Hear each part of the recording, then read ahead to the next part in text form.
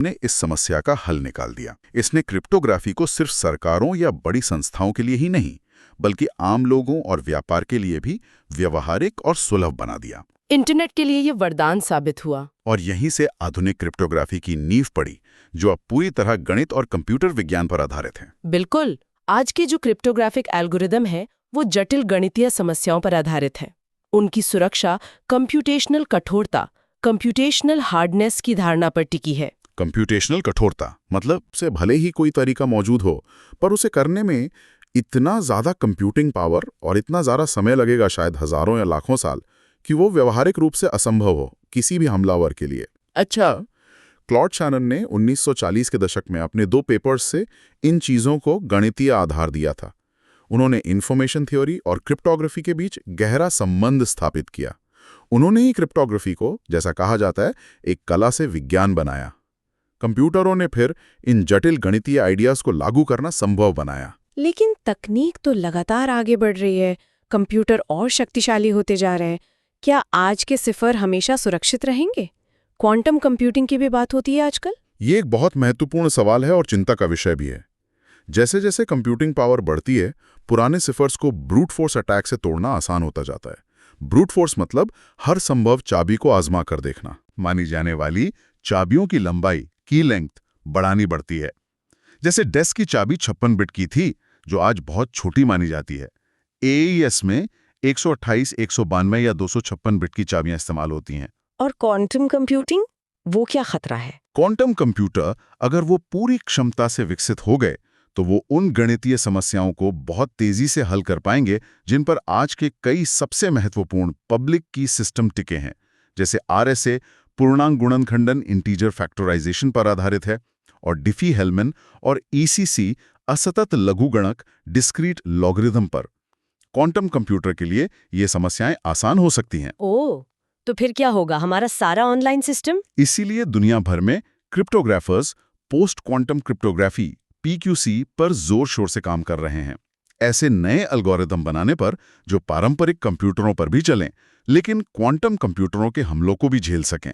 ये भविष्य की सुरक्षा के लिए बहुत जरूरी है। ये तो वाकई भविष्य की एक बड़ी चुनौती लग रही है। खैर चलिए, अब जरा आज जो मुख्य तरीके इस्तेमाल हो रहे हैं उन पर थोड़ी और बात करते हैं। आपने 2 मुख्य प्रकारों का जिक्र किया था, सिमेट्रिक और एसिमेट्रिक। हाँ, पहला है सिमेट्रिक की क्रिप्टोग्राफी।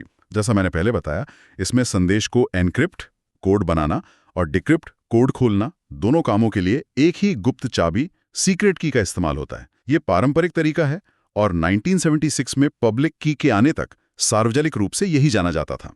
इसके आजकल के उदाहरण क्या हैं? इसके 2 मुख्य प्रकार हैं। एक होते हैं ब्लॉक साइफर, जो डेटा को निश्चित आकार के टुकड़ों यानी ब्लॉक्स में बांटकर एनक्रिप्ट करते हैं। डीईएस एक पुराना उदाहरण था। आजकल सबसे ज्यादा इस्तेमाल होने वाला मानक है एईएस यानी एडवांस्ड एन्क्रिप्शन स्टैंडर्ड। और दूसरा प्रकार? एनक्रिप्ट करते जाते हैं। RC4 एक जमाने में काफी लोकप्रिय स्ट्रीम सिफर था, हालांकि अब उसमें कमजोरियां पाई गई हैं। एईएस अब अमेरिकी सरकार का मानक है और दुनिया भर में बहुत इस्तेमाल होता है। हाँ, डीएएस का एक थोड़ा मजबूत रूप ट्रिपल डीएएस या 3DES अभी भी कुछ जगहों पर इस्तेमाल होता है। तो ये सिमेट्रिक तरीका सुनने में तो सीधा लगता है, एक ही चाबी है, तेज भी होता होगा शायद। हाँ, सिमेट्रिक एल्गोरिदम आमतौर पर एसिमेट्रिक के मुकाबले बहुत तेज होते हैं। पर फिर वही सवाल, अगर करोड़ों लोग इंटरनेट पर एक दूसरे से बात करना चाहें, तो वो ये गुप्त चाबी आपस में सुरक्षित रूप से कैसे बांटेंगे? आपने बिल्कुल सही नस पकड़ी। यही सिमेट्रिक सिस्टम की सबसे बड़ी व्यावहारिक चुनौती है, की मैनेजमेंट यानी चाबियों का प्रबंधन। अगर आपको 100 अलग-अलग लोगों से सुरक्षित रूप से बात करनी है, तो आपको 100 अलग-अलग गुप्त चाबियां चाहिए होंगी और उन्हें उन सब तक सुरक्षित पहुंचाना होगा। अगर नेटवर्क में लाखों यूजर हैं, तो सोचिए कितनी चाबियां चाहिए होंगी।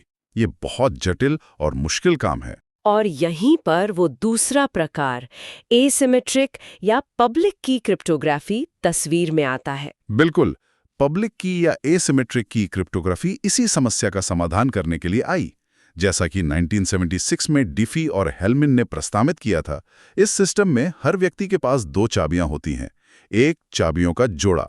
2 चाबियां? हाँ, एक होती है पब्लिक की, जिसे वो किसी को भी दे सकता है, वेबसाइट पर डाल सकता है, ईमेल सिग्नेचर में लगा सकता है, इसे गुप्त रखने की जरूरत नहीं। और दूसरी होती है प्राइवेट की, जिसे वो हमेशा गुप्त रखता है, किसी को नहीं बताता। ये दोनों चाबियां गणितीय रूप से एक दूसरे से जुड़ी होती हैं। अच्छा, तो ये काम कैसे करता है फिर गुप्त संदेश भेजने के लिए? मान लीजिए एलिस को बॉब को एक गुप्त संदेश भेजना है। एलिस क्या करेगी? वो बॉब की पब्लिक की लेगी, जो उसे आसानी से मिल सकती है। उस पब्लिक की का इस्तेमाल करके वो अपने संदेश को एन्क्रिप्ट करेगी। ठीक है। अब ये एन्क्रिप्टेड संदेश ऐसा है कि इसे सिर्फ और सिर्फ बॉब की प्राइवेट की से ही खोला जा सकता है, और बॉब की प्राइवेट की तो सिर्फ बॉब के पास है। तो भले ही ईव उस संदेश को बीच में पकड़ ले, वो उसे पढ़ नहीं सकती, क्योंकि उसके पास बॉब की प्राइवेट की नहीं है। वाह! और इसके लिए एलिस और बॉब को पहले से कोई गुप्त चाबी शेयर करने की जरूरत नहीं पड़ी। एग्जैक्टली, यही इसकी खूबसूरती है। इसने सुरक्षित संचार को बहुत आसान बना दिया। आरएसए एल्गोरिथम इसी का उदाहरण है, रिविस्ट शमीर एडलमैन वाला। हाँ, आरएसए पब्लिक की क्रिप्टोग्राफी का सबसे पहला और सबसे प्रसिद्ध उदाहरण है।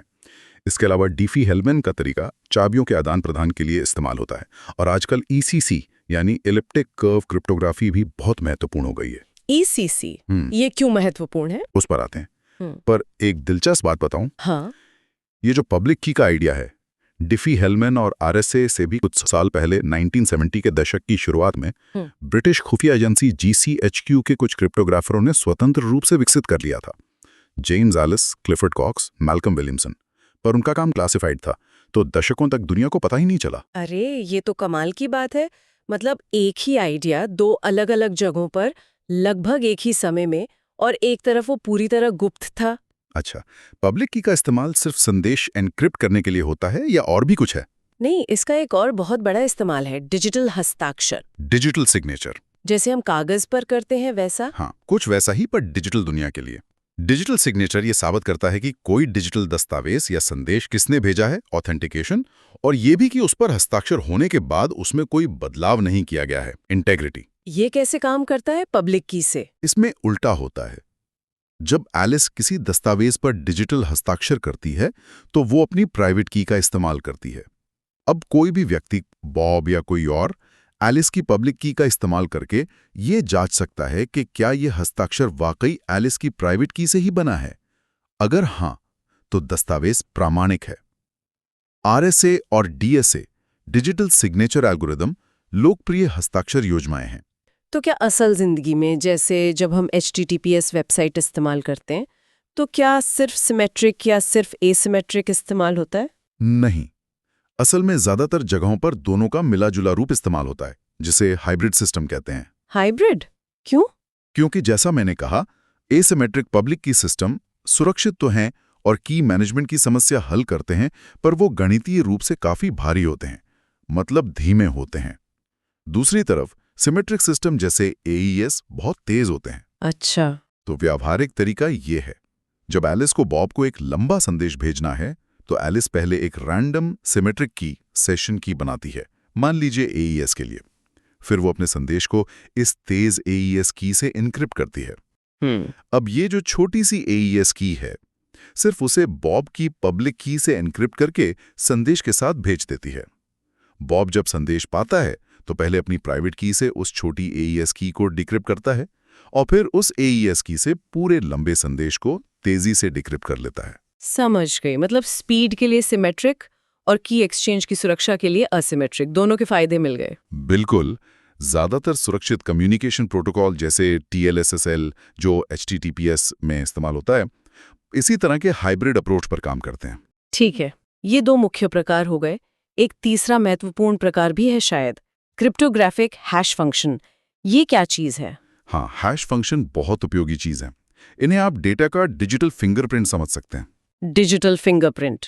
हाँ, हैश फंक्शन एक गणितीय एल्गोरिदम होता है जो किसी भी साइज के इनपुट डेटा को लेता है, चाहे वो एक अक्षर हो, पूरी किताब हो या कोई सॉफ्टवेयर फाइल हो, और उसे प्रोसेस करके एक निश्चित छोटे साइज का आउटपुट देता है। ये आउटपुट हैश या मैसेज डाइजेस्ट कहलाता है। जैसे SHA-256 हमेशा 256 बिट का हैश देगा, चाहे इनपुट कितना भी बड़ा हो। अच्छा, इसका फायदा क्या है? ये फिंगरप्रिंट जैसा क्यों है? इसके 2-3 बहुत महत्वपूर्ण गुण होते हैं। पहला, अगर आप मूल डेटा में जरा सा भी बदलाव करते हैं, एक बिट भी बदलते हैं, तो उसका हैश पूरी तरह से बदल जाएगा, बिल्कुल अलग दिखेगा। दूसरा, किसी दिए गए हैश से वापस मूल डेटा का पता लगाना व्यावहारिक रूप से असंभव होता है। ये वन वे फंक्शन है। तीसरा, एक अच्छे हैश फंक्शन के लिए दो अलग-अलग इनपुट ढूंढना बहुत मुश्किल होता है जिनका हैश एक ही हो। इसे कोलिजन रेजिस्टेंस कहते हैं। तो इसका इस्तेमाल कहाँ होता है? बहुत जगहों पर। एक तो डेटा की अखंडता, इंटेग्रिटी जांचने के लिए। मान लीजिए आपने कोई बड़ी फाइल डाउनलोड की। वेबसाइट अक्सर उस फाइल का हैश भी देती है। आप डाउनलोड की गई फाइल का हैश खुद कैलकुलेट करके देख सकते हैं कि क्या वो वेबसाइट वाले हैश से मेल खाता है। अगर हाँ, तो फाइल डाउनलोड के दौरान बदली नहीं है। अच्छा, और पासवर्ड स्टोर करने में भी? हाँ, ये बहुत ज़रूरी है। कोई भी अच्छा सिस्टम आपका पासवर्ड सीधे स्टोर नहीं करता। जब आप पासवर्ड सेट करते हैं तो सिस्टम आपके पासवर्ड का हैश कैलकुलेट करके उसे स्टोर करता है। जब आप लॉगिन करते हैं तो सिस्टम आपके डाले गए पासवर्ड का फिर से हैश बनाता है और उसे स्टोर किए गए हैश से मिलाता है। अगर मैच हो गया तो आप लॉगिन कर लेते हैं। इससे क्या फायदा? फायदा यह है कि अगर कभी हैकर्स सिस्टम का डेटाबेस चुरा भी लें तो उन्हें सीधे पासवर्ड नहीं मिलेंगे, सिर्फ हैश मिलेंगे। और क्योंकि हैश वन वे होते हैं, उनसे पासवर्ड निकालना बहुत मुश्किल होता है। कौन से हैश फंक्शन आजकल सुरक्षित माने जाते हैं? MD5 का नाम सुना था पहले? हाँ, MD5 और SH1 पुराने हैं और अब असुरक्षित माने जाते हैं क्योंकि उनमें कोलिजन ढूंढने के तरीके मिल गए हैं। आजकल SH2, जिसमें SH256, SH512 आते हैं, और SH3, जिसका मूल एल्गोरिथम कैचक कहलाता है, मानक है और सुरक्षित माने जाते हैं। ठीक है, ये तो हुई कोड बनाने की बात। अब जरा सिक्के का दूसरा पहलू देखते हैं, क्रिप्टोएनालिसिस यानी कोड तोड़ना। क्या हर कोड तोड़ा जा सकता है, ऐसी धारणा है? ये एक आम गलतफहमी है। जैसा मैंने पहले क्लॉड शैनन का जिक्र किया था, उन्होंने गणितीय रूप से साबित किया था कि एक खास तरह का सिफर, जिसे वन टाइम पैड कहते हैं, वो सैद्धांतिक रूप से अटूट है। मतलब उसे तोड़ा ही नहीं जा सकता, चाहे हमलावर के पास कितनी भी कंप्यूटिंग पावर क्यों ना हो। वन टाइम पैड ये क्या है? और पाने वाले के बीच पूरी तरह गुप्त रखी जाती है। तो ये इस्तेमाल क्यों नहीं होता ज्यादा? क्योंकि व्यवहार में इसकी शर्तें पूरी करना बहुत मुश्किल है। इतनी लंबी एकदम रैंडम चाबियां बनाना, उन्हें सुरक्षित रूप से बांटना और ये पक्का करना कि वो दोबारा कभी इस्तेमाल ना हो, ये सब बहुत झंझट का काम है। इसलिए ये सिर्फ बहुत ही संवेदनशील संचार, जैसे डिप्लोमेटिक केबल्स या जासूसी में ही कभी कभार इस्तेमाल होता है। और बाकी सिफर्स का क्या, जो हम रोज इस्तेमाल करते हैं?